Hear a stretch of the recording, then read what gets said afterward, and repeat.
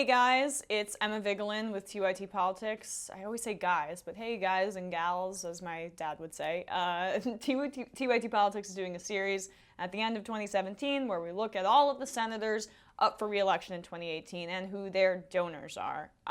If you haven't seen my Bernie Sanders video or my Dianne Feinstein video, please check them out and watch this whole playlist. It's going to get bigger. This is only the third senator I'm profiling, so like, share, all of that good stuff. Now we're going to talk about Senator Ted Cruz, Republican of Texas. Yes.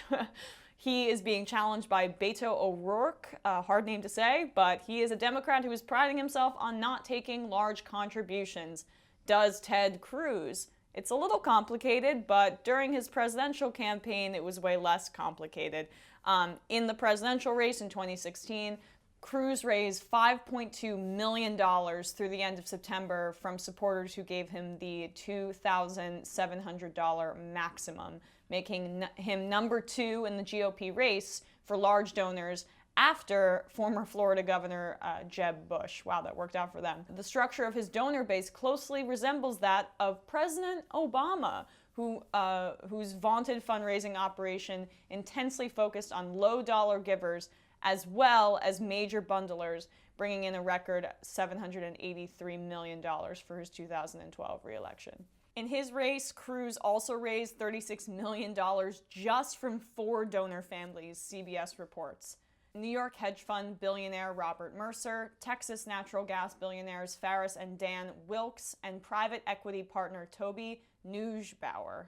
On the Senate level, from 2013 to 2017, Cruz's small individual contributions of less than $200 accounted for around 25% of his campaign funds, while large individual contributions make up 26.68%. 25% for small dollar donations for a Republican is actually pretty good. Dean Heller, by comparison, who we will also profile in the future, had only 2.26% of his campaign funds comprised of small individual contributions. Again, that is less than $200. So that's good, but Cruz's top career contributors is not so much. Club for Growth, $788,000. Club for Growth is a deeply conservative economic PAC, and it's all about deregulation. Second largest donor, Senate Conservatives Fund, $362,000. Make DC Listen, $270,000, another pro-Cruz conservative PAC. Then Woodforest National Bank, $243,000, which is a Texas bank run by Robert Marling. And NORPAC is number 5, $147,000, a pro-Israel PAC. In terms of industries, the top ones that have donated to Cruz are number 1, the retired with $15 million, almost $16 million. Then Republican/conservative, of course, $5 million, 5.3. Then real estate at $3 million, as I see you, Dianne Feinstein. Then lawyers and law firms at $2.9 million, and oil and gas, $2.5 million. Ted Cruz thinks that God's making the planet warm or something, or really his checks are telling him to say something like that.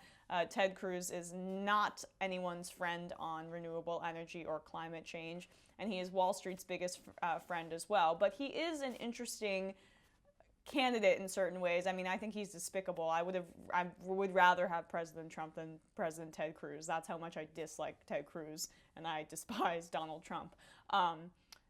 Because Cruz actually does have some grassroots support. He is a big candidate among evangelical voters who are likely, in these instances, to give small dollar contributions.